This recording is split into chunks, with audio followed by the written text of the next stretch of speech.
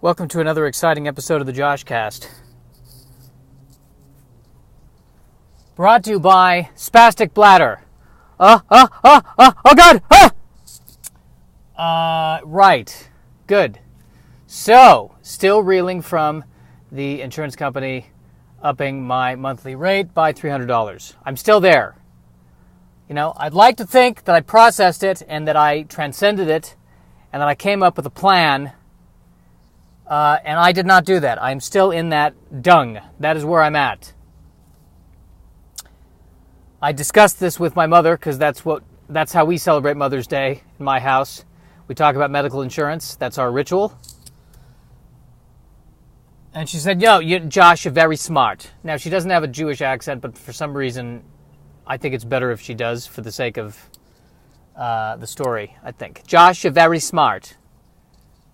You're very smart. And if you can figure out a way to make more money. It reminds me of that show, Breaking Bad. That's the example she used of how to make more money. And you know what? Maybe in this day and age, she's onto something. I'd probably, I don't mean to, I didn't get an A in chemistry. I think I did get an A in chemistry, actually. But I feel like my cooking skills are good enough that I could do meth. I could do that. I could cook it. I'd be very neurotic about the exploding stuff. I think I would run a good facility. It'd be clean. And then in terms of the marketing and the buying stuff, I have some marketing experience now. I can log into Backpage. I'm talking myself into this. This might be the solution. Thank you, Mom. Meth. That's the answer. I just drank a whole bottle of apple juice. That's how my sugar withdrawal is working. That's how I'm doing how my health kick is doing. And now I want more apple juice. That's where I'm at. The joys of the late 30s. Is 37 considered late 30s? Well, there's 35, 36, 37, 38. I guess it's right before the late 30s. It's the mid 30s. No, it's late 30s. I'm going to say it's late 30s. 35 is mid 30s. 37 could theoretically be the end of the mid 30s. It's the dusk of the mid-30s. That's where I'm at. The dusk of the mid-30s. It's where my body's saying, you're still young, but not for much longer. Those are the messages I'm getting at this point in time. Those are the messages that I'm getting. And I like how the medical insurance goes up as my body's ability to heal goes down. Perfect. This is a perfect business model. Everyone wins in this situation, don't they? And I still cannot get over how they told me about it. I know I talked about this in the podcast yesterday, but I'm going to talk about it in the podcast today because I'm still there emotionally. They send me a letter. They say, hey, we see that you have changed addresses. Don't worry, we've made a note of it. We're helping you out. By the way, when you change locations, it may affect your monthly rates. And so we're going to raise your rates by almost 50%. Actually, I think more than 50%. We're going to hike it by $300.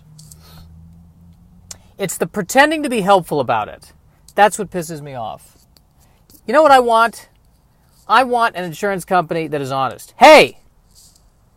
We're Anthem. We know that you like living and you're too scared to go at it alone, so we're going to raise your rates by $300.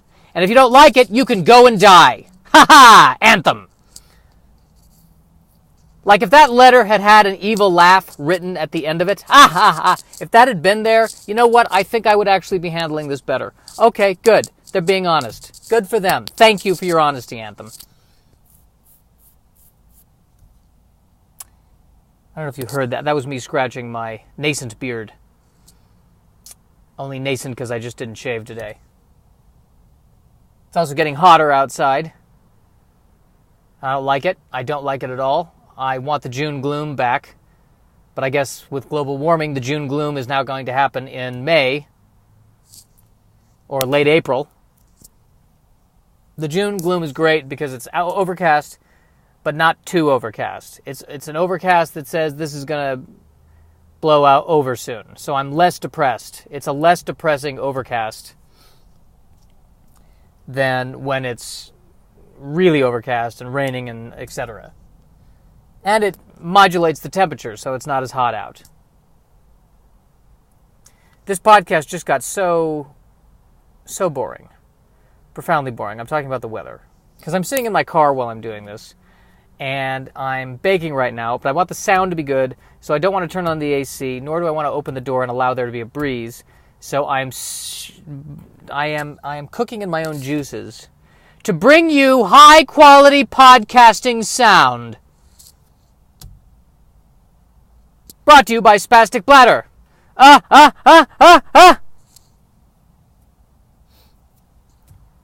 don't want to repeat myself either. That was a joke I did earlier, and then I did it again. I'm calling these things back too many times. More innovation, Joshua. More innovation. Which brings me to my next topic. The oatmeal raisin cookie. I want to discuss the oatmeal raisin cookie. I want to discuss this abomination. I want to go up to anyone who's making an oatmeal raisin cookie, a batch of oatmeal raisin cookies, and I want to say to them, hey, are you having trouble getting chocolate chips? Please talk to me if you are. Here's my number. I've got so many available options for you. You don't have to do this. It's not the 1920s in the Dust Bowl anymore. You have options. This is not an attack on raisins. Raisins have their place. It's just not my first choice for a dessert, because it tastes like the combination of fruit and osteoporosis to me. It's not an insult against raisins. It's not an insult against oatmeal. I don't know why, other than desperation, a person would make a cookie out of oatmeal. I don't know why someone is like sitting there at 7 a.m. eating oatmeal thinking, this is too good for me right now. This is too sinful. This should be a dessert. What's next? Scrambled eggs, cookies?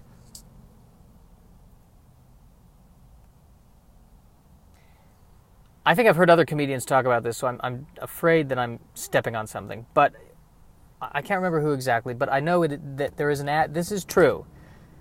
One of the biggest problems with the oatmeal raisin cookie is that it looks from far away like it is a chocolate chip cookie. It is the talented Mr. Ripley of cookies. It is a liar.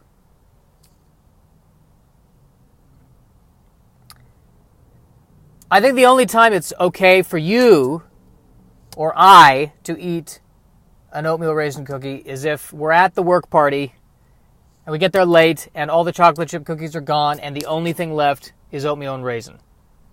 This is the order. If the chocolate chips are gone, then you have to go to peanut butter. And if the peanut butter are gone, then you have no choice but to go to the oatmeal raisin. Then I understand the situation. I think I will allow the exception in that particular case. But you need to,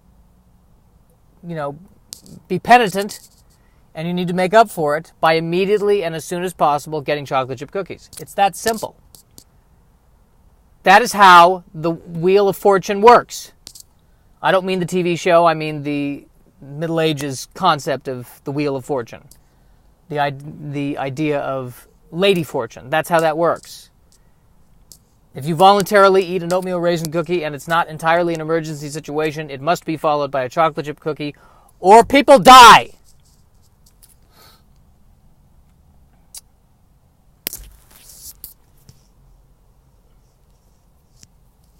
Another thought that occurs to me is that medical costs are going up, which means that every time I eat something that's bad for me, or I don't exercise, I'm worried that I'm increasing the likelihood of more costly medical procedures in the future, which means that sweets and sugar soon will only be a luxury of the rich. And at that point, let's do the Reign of Terror. Let's do that. If it gets to that point, if I can no longer have my Krispy Kreme for medical reasons, if my Krispy Kreme is no longer covered by Anthem, then, by God, let us sound the alarm bells. Let's guillotine. That's what we're going to do. That's my take on that. Of course, I'm not being literal. My fear is that someone listens to this and they take it literally, and then they're going, well, because of Josh's podcast, that person killed those other people. So this is not literal. If you're listening to this and you only take things literally, don't literally kill anybody. I don't believe in violence. However, if you only take things literally, never eat oatmeal raisin cookies. Don't do it. Don't do it.